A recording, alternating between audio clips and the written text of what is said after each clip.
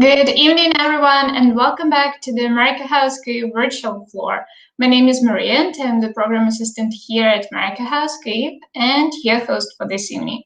And as always, we're super happy to see you joining us. And since we're still operating virtually only, I'd like to remind you that we have different online events and programs, as well as some other opportunities available for your development. So please go and check our website, our Facebook and Instagram pages to find something interesting specifically for you. And as for tonight, I have a great honor to be here with Dr. Yuri Shevchuk, lecturer at Columbia University and author of the first Ukrainian-English Collocation Dictionary. During the event, you'll have a unique opportunity to learn firsthand about the working process on the dictionary, as well as get some insights about its content. So I encourage you to stay with us tonight and leave your questions and comments if you have any. Meanwhile, please meet and greet our presenter, Dr. Yuri Shevchuk. Yuri, the floor is yours. Thank you very much. Thank you, the wonderful team of America House Kyiv, for making this presentation possible. And this is the presentation of a lexicographical resource that has no precedence in Ukrainian or Slavic or English lexicography.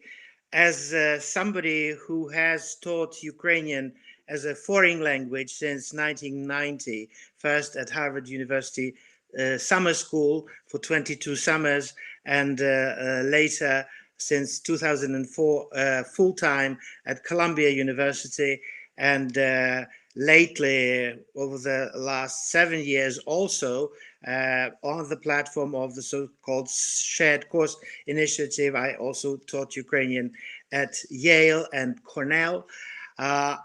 The most frequent complaint that I heard from my Ukrainian language students was that there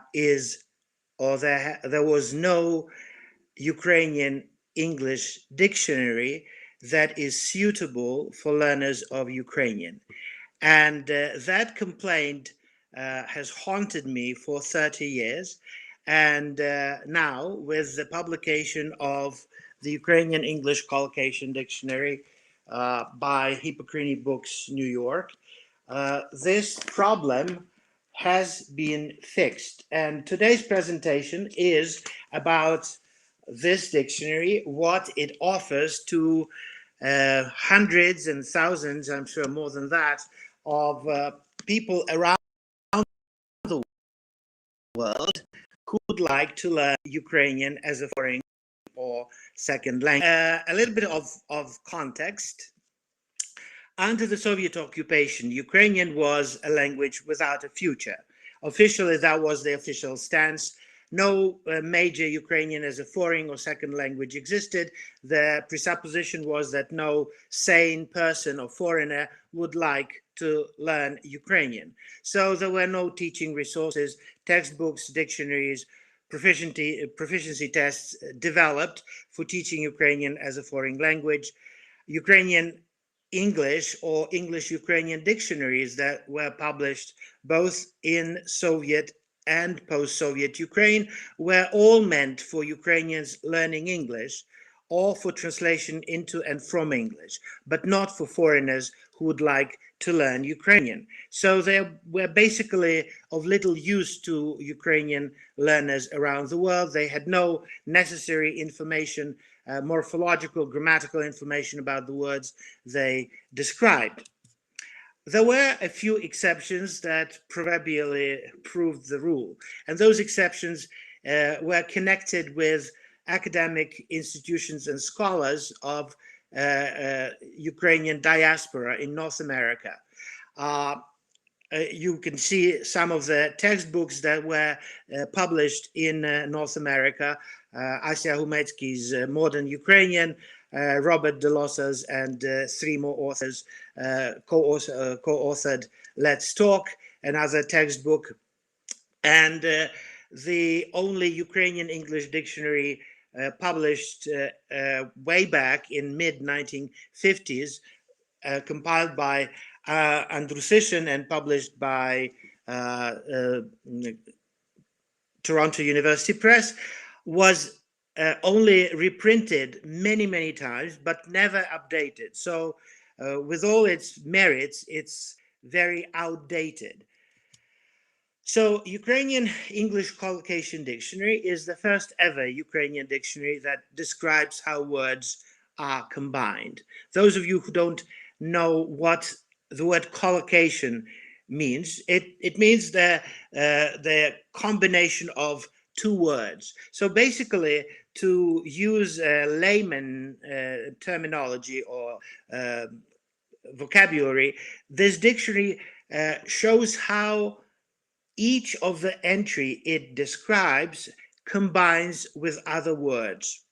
And it contains well, some linguists counted or kind of did research and discovered that throughout the period between 1596 until today, more than 9,240 Ukrainian dictionaries of many, many, many kinds were published.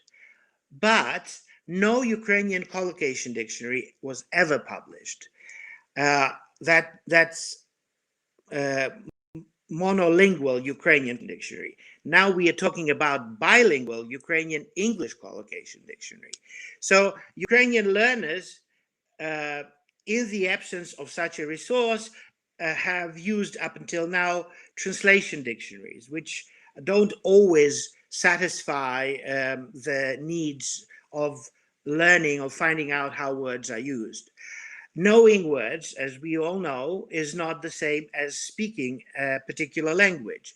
An educated English speaker certainly knows many, many Greek, Latin, or French words. We can say dozens or even hundreds of those words, but that does not enable, that knowledge does not enable the speaker to speak Greek, Latin, or French, because you need to know how to combine those words. So what is a collocation dictionary? You can see now an excerpt of an entry taken from the dictionary. So a collocation dictionary describes how a word combines with other words in minimal two-word expressions that are then used as building blocks for sentences. For example, let's take the noun chmara, cloud, be combined with adjectives, nouns, verbs, prepositions, and other parts of speech.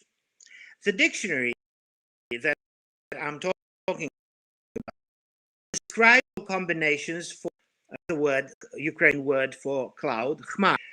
It's collocations with adjectives. For example, a big cloud, enormous cloud, heavy, dense, thick, light, high, low, black, dark, gray, leaden, and so forth. Then collocations with adjectives that are terminological. Altocumulus clouds, altostratus, accumulus, cirrus, cirrocumulus, and so forth. Then the collocations with nouns in preposition to chmara, or to cloud, for those of you who speak only English and only start learning Ukrainian, like a hail cloud, a rain cloud, a snow cloud, a storm cloud, and so on. Then collocations with nouns in postposition, a bank of clouds, a layer of clouds, a formation of clouds, a veil of clouds, a wall of clouds. And so collocations of chmara with verbs, where a verb is a predicate and the cloud is an object. To drive a cloud. The strong wind drove the snow clouds westwards, for example. To disperse a cloud. To appear from behind a cloud. To disappear in a cloud. To hide behind a cloud, and so on and so forth. Collocations of the same noun with verbs, where verbs are a predicate and that noun is a subject of the sentence. So the clouds can gather, can appear, can amass, can form. Heavy clouds, for example, heavy clouds formed on the horizon. The clouds can drift or float or move, and so forth. The clouds can block something like the sun. They can cover a mountain or obscure a view. So relationships of space and motion are also described in the entry description of the word chmara. For example, collocations with prepositions: in a cloud, into a cloud, on a cloud, between two clouds, over clouds, through clouds, and so on and so forth. And here you see the part of the entry for cloud, chmara, that deals with relationship of space and motion. A collocation dictionary teaches to view the infinitude of Ukrainian words not as a chaotic and intimidating, but as a system, logically organized and predictable, which is something very, very important for any learner of Ukrainian, but also for every instructor of Ukrainian. The described syntactic relationship of cloud, chmara, with other parts of speech thus help us to form a logical approach that can be used to describe every other noun that appears in the dictionary, or for that matter, every other noun that a learner will learn afterwards, even if that noun is not in the dictionary. So within this logic, we can always ask ourselves, what clouds can there be? And if the clouds can be big, enormous, heavy, dense, thick, light, and if it's not clouds, if it's a car, what car can there be? What village can there be? What town can there be? What politician can there be? So that logic is applicable throughout the dictionary. Then what form can a cloud take? A bank of clouds, a layer of clouds, a wall of clouds? What can one do with a cloud? One can drive a cloud, the wind, disperse clouds, hide behind a cloud, and so on. What can a cloud do? Clouds can form, drift, cover, etc. So what's in this particular Ukrainian-English Collocation Dictionary? It describes 8,500 words that make up the most frequently used segment of modern Ukrainian lexicon. And it covers such functional styles as colloquial vocabulary, as well as that of politics, culture, education, information technology, economics, finance and business, youth culture, sports, cooking. Cooking is very important for Ukrainian culture. You should know, you probably know, filmmaking, religion, medicine. Time ever, this dictionary offers a lexicographic description of Ukrainian vulgarisms. My students very often ask me to teach them to swear in Ukrainian, and I always would say no. Now the students don't have to ask. They simply can purchase the dictionary and learn themselves. So the dictionary actually combines the features, the principal features of 6 different types of dictionaries in one: translation dictionary, learner's dictionary, collocation dictionary, thesaurus or synonymic dictionary, phraseological dictionary, and encyclopedia. So, okay, a little bit of that so translation Ukrainian-English dictionary offers this dictionary, as a translation dictionary, offers English equivalents of each meaning of the entry described. Let's take, for example, the noun drużyna. So it describes it as having 3 principal meanings. One, that of wife, and you can look at the snippet of the actual entry description of drużyna in the dictionary. The second meaning of that noun is a team, a squad, or a group, like a sports team. And the third meaning is army, troops, or host. As learner's dictionary, it offers information about morphology and syntax of each entry, including its grammatical gender, if it's a noun, declension type of nouns, their case endings, mutations they suffer when declined. If they are verbs, then you will find out what conjugation types of verb is. Tense endings it has, cases they require when combined with nouns, and much, much more. Information that no other dictionary offers, no other dictionary published so far in Ukrainian English Dictionary. As Collocation Dictionary, it gives the most typical combinations of the entry described, which it is part of. A total of more than 200,000 of such two-member collocations are given in the dictionary. To give the user a better idea of how the entry word is used in a full-blown sentence, carefully constructed illustrative quotations are offered. There are more than 80,000 of them in the dictionary. Then, as a thesaurus, or the synonym dictionary, a Ukrainian-English Collocation Dictionary cross-lists more than 8,000 synonyms using such labels as C, which points to the main synonym in a synonymic group, and also C, which points to a peripheral synonym in a synonymic group. Then it lists 5,000 synonymic groups, more than that, and more than 1,000 of antonyms using the label ANT. It also, very importantly, delimits how close synonyms are used differently. Synonyms like Ukrainians have two words for the word love or to love. So kochania and любов. Ukrainians have two verbs, two equivalents for to put, depending on whether the object you put is lying or is standing. So klasti and staviti.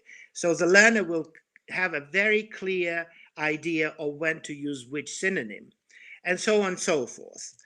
Then, as a phraseological dictionary, the Ukrainian-English Collocation Dictionary lists hundreds of very current popular Ukrainian idioms and phraseological expressions. And here you can see some of them as examples, and what's important, each of such idioms has its English equivalent, which is not a verbatim translation of it. You need to know both.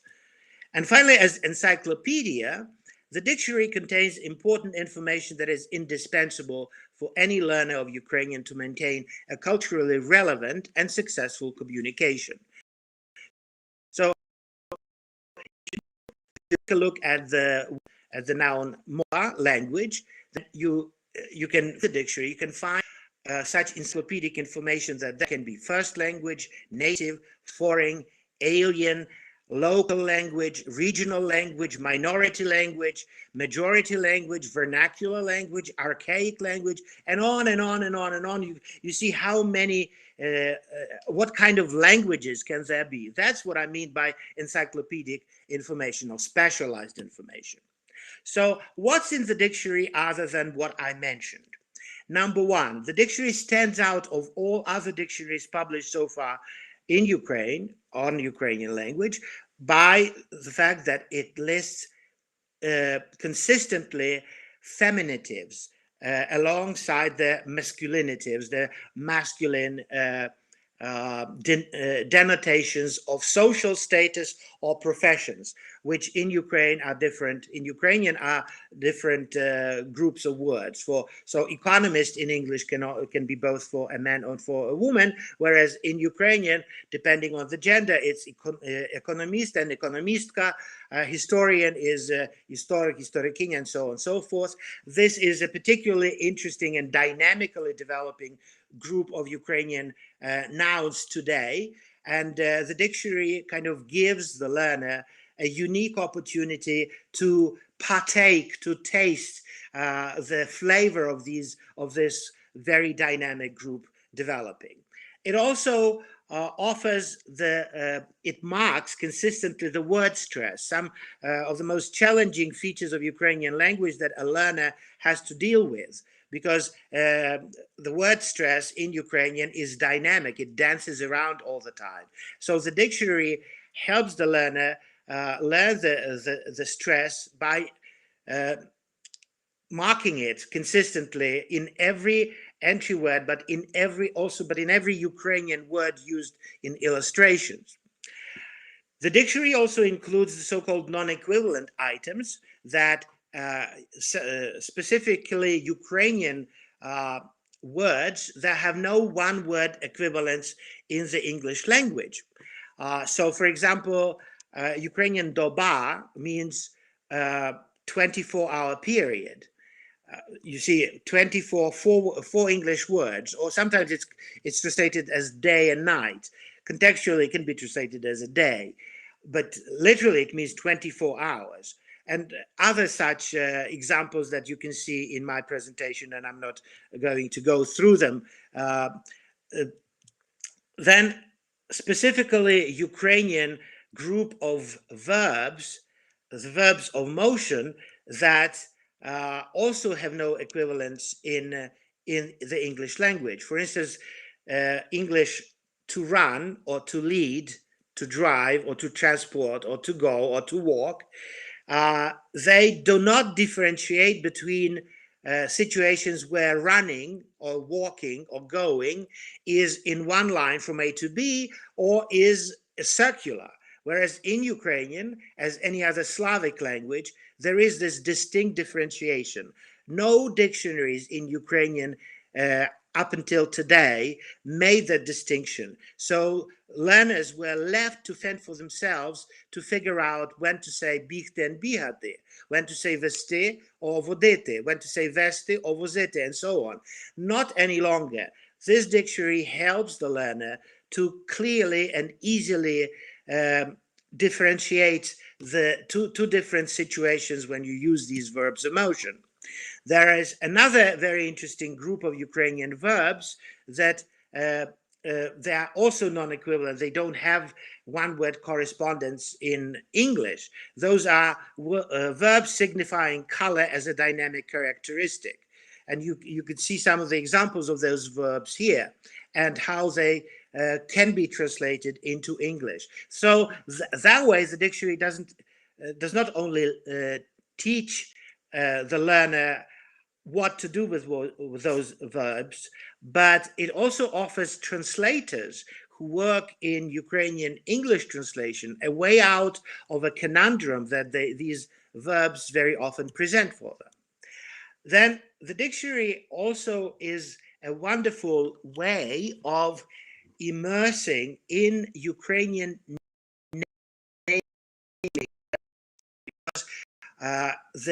the illustrations, the illustrative voice very actively uses typical Ukrainian anthroponyms, first names and second names, also toponyms or names of settlements, hydronyms or names of bodies of water, names of government bodies, names of streets, lanes and squares, names of institutions, titles of texts, films, and plays. The dictionary also prepares the learner to deal with texts and situations, communicative situations that originate in old Soviet communicative practices, marking such old Sovietisms that are now becoming obsolescent, but are still oftentimes used in contemporary Ukrainian. And you can see some of the examples of those Sovietisms. Illustrative quotations, a couple of words about those. Illustrative quotations exemplify the usage of each head word or its specific sense. And they are of three types. Now, the first type is probably the most frequently used. It's word combinations, like minimal two-member word combinations. The word art would be fine art or abstract art or representative art or metaphoric art and so on. Then sentences, for example, for art, there will be, she excels at the art of deception, figuratively used. And finally, number three, idiomatic expressions like art for art's sake. The dictionary is meant first and foremost for Ukrainian language learners of all levels, from elementary to intermediate to advanced and to superior. And I emphasize that elementary level learners should not be intimidated by this 1,000 page volume where each page has 3 columns, because it is organized in such a way that you can use it intuitively and plunge head over heels into the wonderful sea of Ukrainian lexicon and find yourself, much to your own surprise, swimming in it and enjoying every moment of it. So I emphasize once again that Ukrainian language learners, starting with those who can or only read Ukrainian alphabet, can already use this dictionary. Then Ukrainian language learners are not the only target pool of users of the dictionary. That pool also includes translators, both from Ukrainian into English and from English into Ukrainian. It also includes specialists working in Ukrainian-English bilingual environment, and those specialists range from journalists to business people to researchers, historians, sociologists, political scientists, diplomats, you name it. Everybody and anybody who plans to work in Ukrainian English bilingual environment. That dictionary is of great help, will be of great help to them. Then the next group is native Ukrainian speakers who wish to learn English, and native Ukrainian speakers who wish to improve their Ukrainian. I would also like to emphasize that the practice, the experience of using Ukrainian English Collocation Dictionary helps the learner to develop a kind of logical approach, not only to Ukrainian language as foreign or second, but to any language she or he decides to learn afterwards. Because it just, as I tried to show previously, that it kind of makes the endless sea of words wonderfully logically organized and predictable. Now, the fact that the dictionary was published by a non-academic but commercial publisher called the Hippocrene Books in New York that publishes elementary textbooks for more than 110 languages, gives the dictionary a kind of accessibility that is really worldwide. The dictionary is distributed by Amazon.com. It can be purchased anywhere in the world. For the dictionary of this size, it really costs, it's very, very accessible. It is $58.95, I think. The dictionary of this size can easily be 3 times that. And you can order it by just going to Amazon.com and search for Ukrainian-English Collocation Dictionary. I assure you that you are going to immensely enjoy it and find it endlessly helpful to you. Thank you so much, Yuri. It was so interesting, and what a great work you did by collecting all the materials and Yeah, that's great. And actually, we have several comments and questions from our audience, so I'd like to read it aloud to you. The first question is from Bogdana, and she's asking, Ukrainian language and lexicon is changing all the time. How often do you think this dictionary should be renewed? Well, this dictionary does not, Bogdana, first of all, thank you for your wonderful question. It's a very important question. It is important to remember that the first thing this dictionary aims to do is to teach the user how to combine words, the most frequently used words of the core part of Ukrainian lexicon. So in a way, the fact that language is changing with increasing speed is of lesser importance to the dictionary. But that is not to say that the dictionary is not trying to be abreast with the development of the language. For instance, you will find the description of such latest words as mema, which is meme, right? That's the word that is increasingly used and very popular, and very often used incorrectly as mem, as a noun of masculine gender, whereas it's not masculine, it's feminine, because mema as a formant is present in many other Ukrainian nouns that have already been accepted, like hramema, phonema, mytolohema, and so on and so forth. So there it is. So mema is a noun of feminine gender. The dictionary will tell you what kind of mema can there be, what can one do with a mema, what can mema do, and so on and so forth. So in that sense, the dictionary is trying to be abreast with rapidly developing lexicon.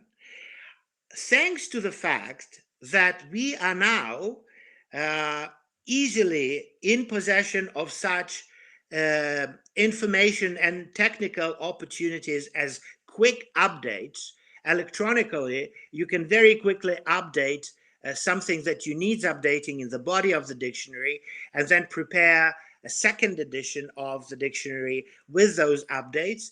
That makes the task of keeping it current and updated much easier than was the case up until recently.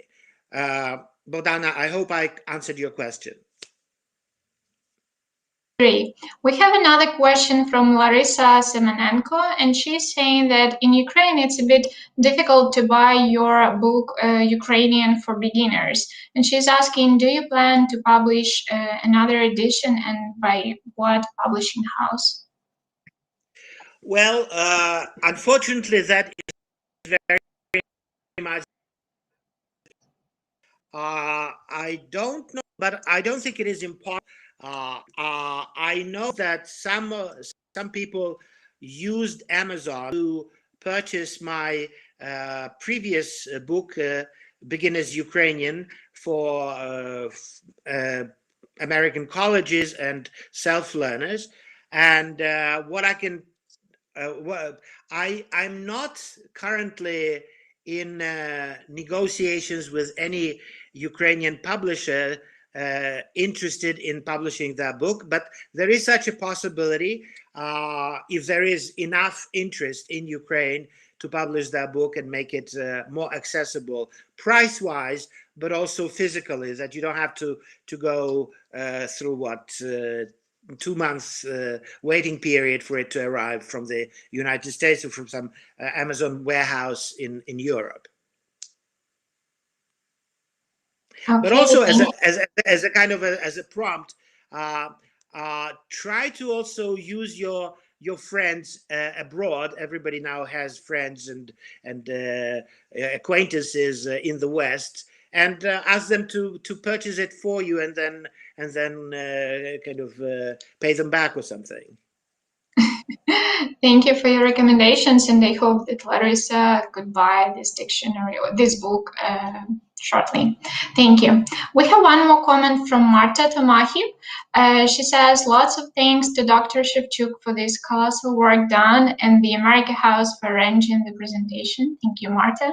And her question is, will the e-version of the dictionary be available for purchase at some point? Yes, and that's the first question I am asked on the occasion of similar presentations, and it's a strategic question. The next step will be preparing the electronic version of the dictionary that would be made accessible as a subscription all around the world, and possibly as an application, as an app for a computer, so that it can be used interactively, but also in the reverse ways, so that the dictionary becomes not only Ukrainian-English, but English-Ukrainian Collocation Dictionary. We are working on that. Great, thank you so much. And thank you guys for being so active. And again, if you have any additional questions, please write them and we'll make sure to pass them over to our speaker. We have one more question and comment. Yeah, this one would be comment from Robert Marco or Marco. He said, excellent presentation. My Ukrainian tutor, Andriy Smitsnyuk, recommended it. The work is a real asset for learners and teachers. Will order it today. Well, thank you for your kind words, and hello to Cambridge University Ukrainian Studies program. I know Andriy, and say hello to him. I've been a couple of times at Cambridge University presenting Ukrainian film programs there, but I am sure that this dictionary will be of great help to every student in every British university who learns Ukrainian. Yes, thank you so much. Another question from Scott Cohen. Do you have any recommendations for how students can actively use the book to learn Ukrainian? Actually use the book to what? To learn Ukrainian. Yeah. Well, my students love the dictionary, absolutely love the dictionary. I will just give you one tip.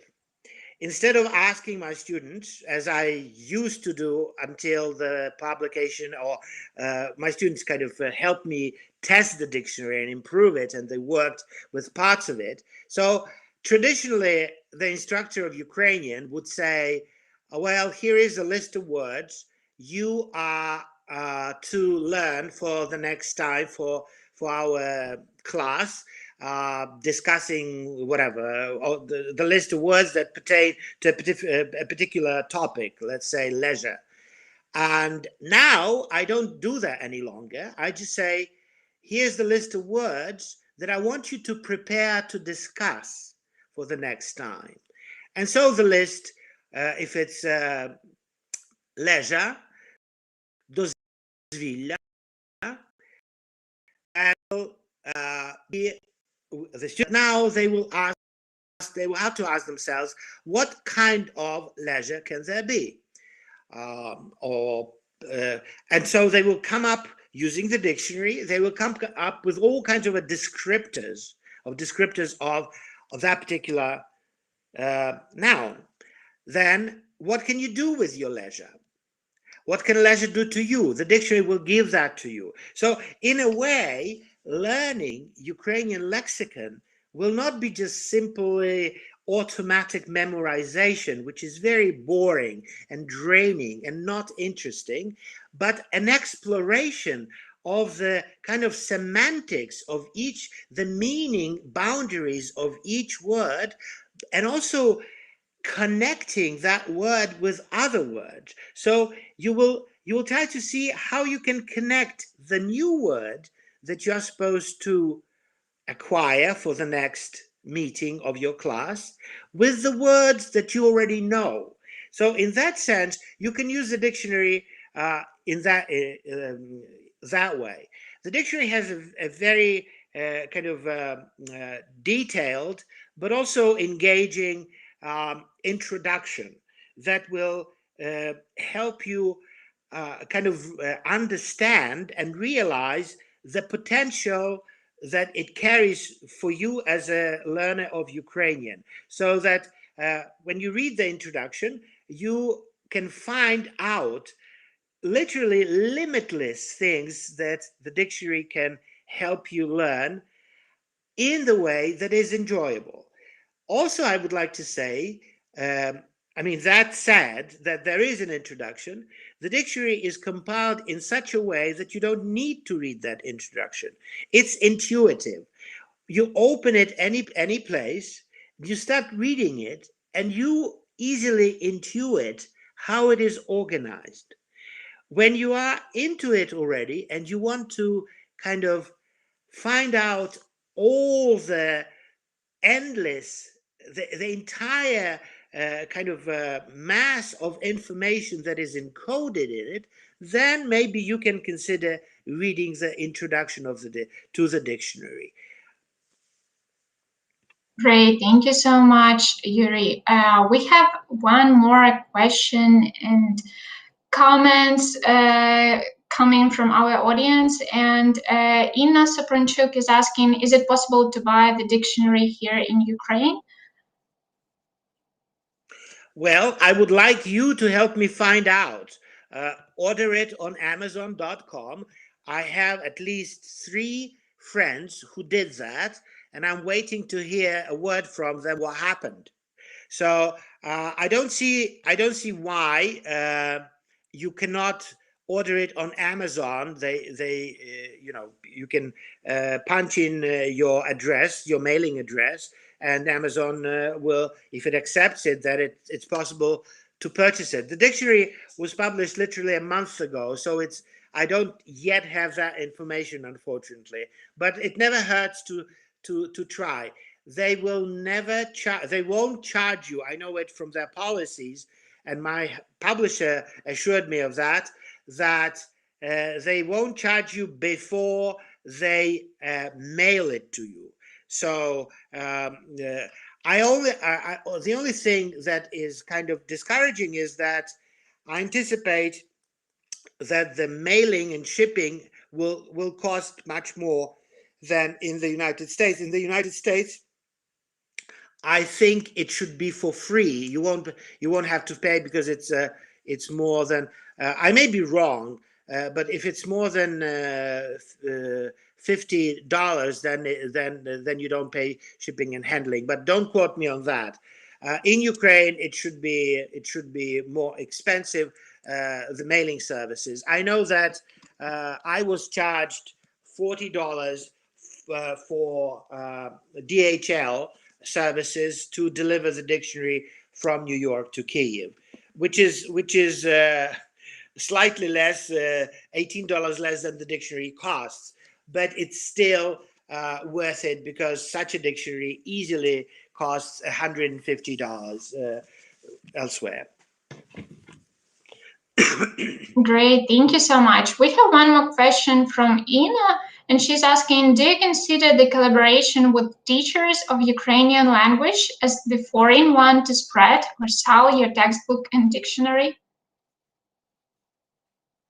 Yes, absolutely, and I would like to initiate or to continue that collaboration. I want every instructor of Ukrainian as a foreign or second language all around the world to, number one, know that such a wonderful and indispensable resource exists finally.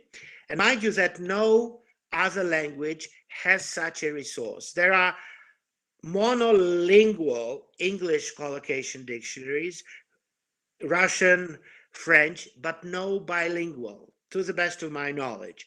That's the first, that's why it's unprecedented. And I plan to do some workshops for instructors of Ukrainian as a foreign language to show how this dictionary can be used in teaching Ukrainian, not only Ukrainian lexicon, but also Ukrainian grammar and syntax.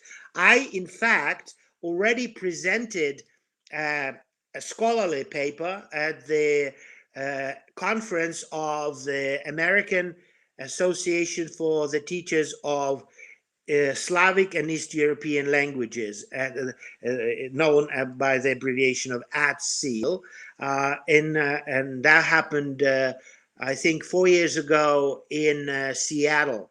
I did that presentation, and I intend to do the same, a different presentation next year in February. Thank you so much. And thank you everyone for sending us your questions. It's so interesting to learn that you are interested definitely in this topic. We have one more comment from James Whittingham, and he said that thank you very much for your work and presentation. I found it difficult to find online or hard copy resources for learning Ukrainian. Other than the dictionary, what resources do you recommend for studying in one's own time? Well, that's an excellent question. And without a moment's hesitation, I strongly recommend my textbook, which is called Beginner's Ukrainian. And it was published for the first time, it was published 10 years ago in 2011 by Hippocrini Books, and it's easily available on Amazon.com for something like $27. And the book is written in such a way that it teaches Ukrainian. It's based on the principle that less is more. So it teaches you how to learn the minimal amount of Ukrainian vocabulary and grammar, and how to maximize it, to use it creatively in such a way that the learner of Ukrainian who uses my textbook seems much more proficient and fluent in Ukrainian, let us say knowing only 500 words, than the learner who knows 3,000 words. So that way, the textbook kind of, it teaches Ukrainian grammar, vocabulary, and conversation piecemeal, step by little step, so that, for instance, in lesson 2, there will be nothing that was not covered in lesson 1. There will be nothing in lesson 8 that was not covered and made accessible to the learner in 7 previous lessons. That kind of principle, it seems very simple, but not many other textbooks use it consistently and as a matter of program and as a matter of philosophy. And I know my students are progressing very quickly and acquire a sense of possession of the language, of ownership of the language, and a kind of a desire to create with it and take risks that no other textbooks develop in a learner. So that would be a very good start for you. And I don't want to recommend anything else. Just purchase that textbook and use it, and you'll see what happens. And the textbook is also good in the sense that 95% of exercises are recorded in a website that is listed in the textbook, and you can actually self-correct. You don't even need an instructor, because you can self-correct listening to the exercises that have been recorded and kind of vocalized by native speakers. But there is a second kind of level of correction, because every exercise has a key published in PDF that you can download for free from a website and just to your phone or anywhere else on any other gadget, and that way self-correct on 2 levels. Thank you so much. And actually, following up on the previous question, we have one more question from Sherry Wilson. Also, Sherry was a speaker during our ECO campaign this year. So hi, Sherry. And she's saying that I'm finding it difficult to learn to speak Ukrainian, although I know a lot of words. Do you have any ideas for learning to speak Actually, she is interested in how to start speaking fluently.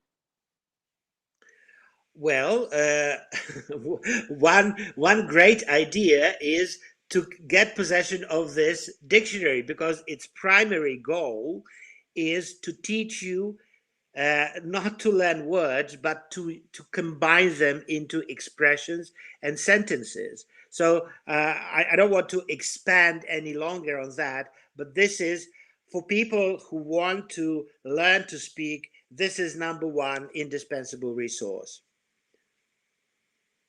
Okay, thank you. I hope, Sherry, that you found it really useful.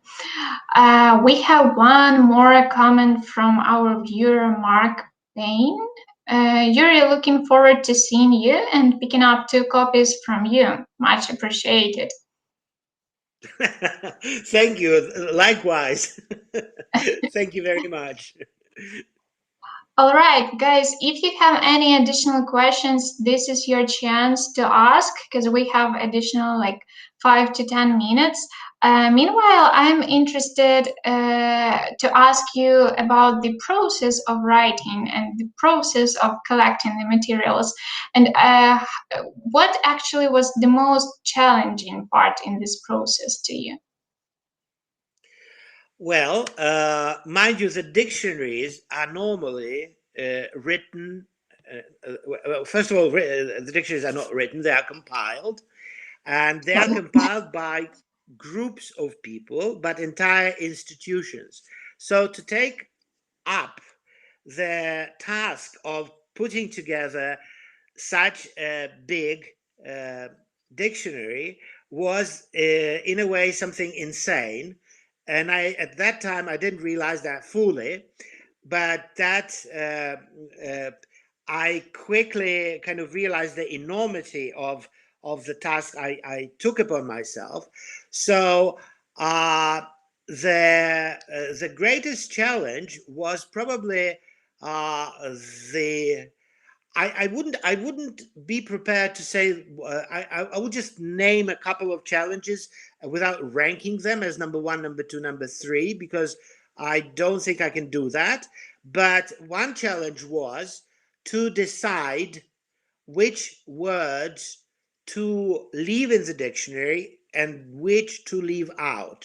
So I used, in the absence of frequency lists and enough time, I did it simply by going through the existing Ukrainian English dictionaries, English dictionaries, English dictionaries, Polish dictionaries, and kind of deciding on my own, relying on my own experience as an instructor of Ukrainian of more than 30 years, which words are indispensable that should be used and which are not. Number two, how to format the dictionary that it's easily used, it's intuitively used. Then also important dictionary be proofread by somebody other than myself, so that I'm not led, or I don't become captive of, let's say, my own English, because you know that every person has their own language, whether it be English or Ukrainian. It's called idiolect by linguists, and you don't want that in a dictionary. I also wanted to make sure that the dictionary is thoroughly tested by its putative users. So I did that with my students. A great challenge was finding out the kind of English equivalents of many Ukrainian expressions that are absent in the existing lexicographical resources. That includes not only phraseology and maxims and popular sayings like "Na zlodію шапка горить," the lady does protest too much, completely different semantics, but used situationally in the same situations. But also the most modern, latest coinages that that we cannot imagine contemporary Ukrainian without. I also wanted the dictionary to reflect the kind of youth culture that makes any language attractive to the younger generation of its speakers. So the dictionary makes very active use of Ukrainian uh, colloquialisms, jargon, and slang, and let's keep it as a secret. Ukrainian slang is very underdeveloped, and it uses extensively Russian slang. So that was a challenge to kind of include that, but to exclude the foreign and colonial influences that Ukrainian language still um, is under from Russian language and Russian culture. And that was so interesting. And actually, we don't have any questions from the audience. So probably I will ask you the last one from my side. So I'm really curious, from your experience, why people from different countries are interested to learn Ukrainian, especially from the United States. Are there any specific reasons, or they are just like general? Well, that question I am kind of accustomed to hear all the time, and I hope that it doesn't have the kind of implication that who on earth would want to learn a weird language like Ukrainian? Why not learn Russian? That opens all the doors in Ukraine and stuff like that. That was initially the implication. Now the implication of that question kind of shifted into a more neutral field, just the way people ask who wants to learn Polish or Slovak or Hungarian? Well, the answer is traditionally there are some American Ukrainians who have Ukrainian origins, and they still have a kind of sentimental motivation to learn the language of their ancestors. And lately there have been this pronounced tendency among American youth to, instead of reject their heritage, rediscover it and turn towards it, face it, and explore it, and be enthusiastic about it. So Ukrainian Americans are not particularly original in that sense, just like, people, Americans of Jewish origin, increasingly learn Yiddish or Hebrew in American universities. Americans of Polish origin do the same with Polish, and so on. That's just one group of such students. Then, of course, there are students who, I had students from my own experience who told me that I wanted to be special. And learning the language like Russian was banal. Predicted like to be original every step of the way.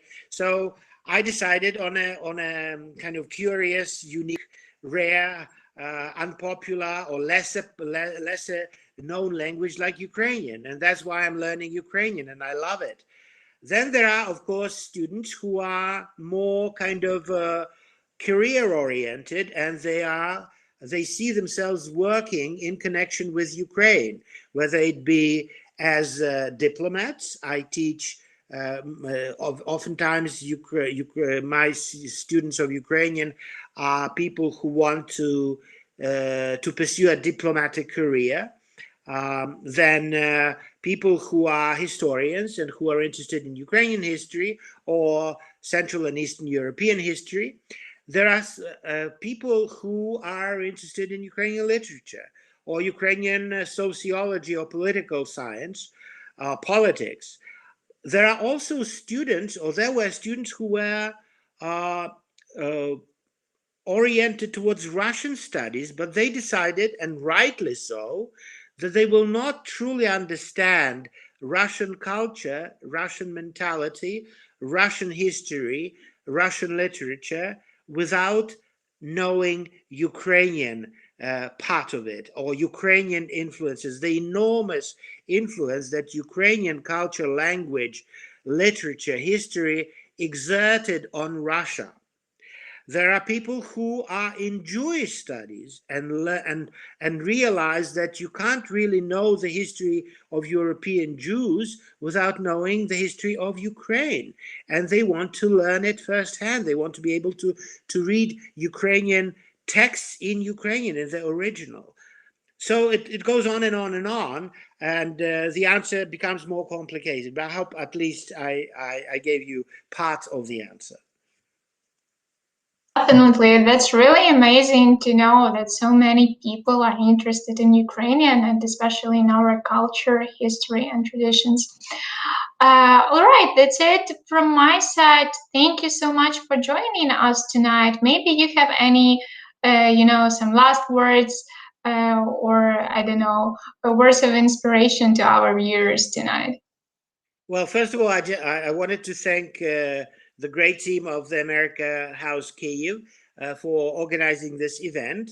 And to those who attended the event, I just wanted to say once again that this dictionary is really the first time, an open gate into Ukrainian culture through the language, because language, any a true student of language knows that knowing the language, you have the key to the door that opens that door to the entire culture, history, and everything that that language represents. So by having that resource, you have that key. And I'm sure, I don't even use the word hope, I'm sure you're going to enjoy having it and enjoy every step of the way.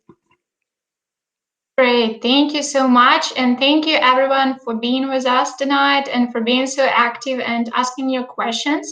We're super happy to do these programs for you, so please join our next events and have a wonderful evening, everyone. Bye. Bye-bye.